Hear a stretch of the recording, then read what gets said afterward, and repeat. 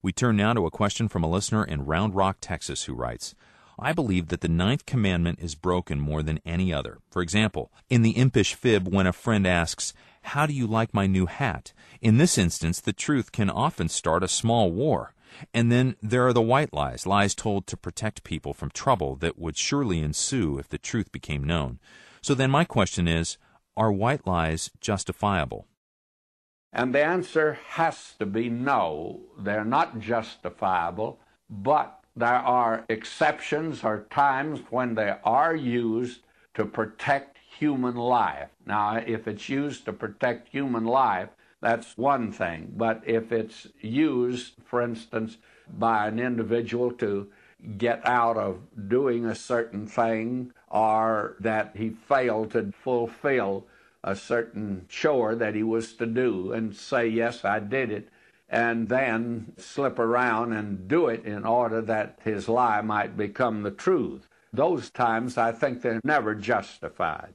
But when it's used to protect human life, and I do think that there are times like that.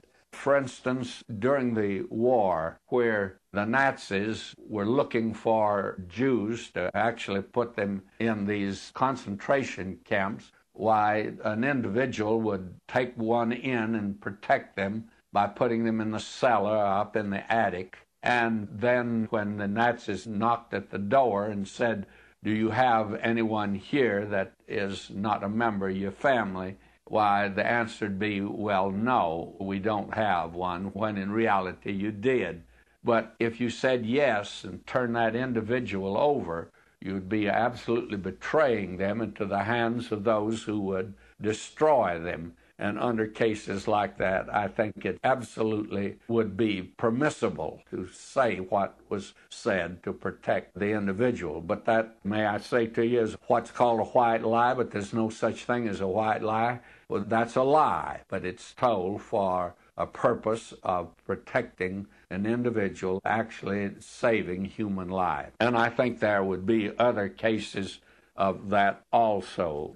I think those are extreme cases, and that it's understood that in times like that, that would be permissible. But in our ordinary dealings with each other, a white lie is not a white lie. It's as black as hell itself, because a lie is a lie. You are a little cynical, I believe, about the human family, and I think you're entirely accurate.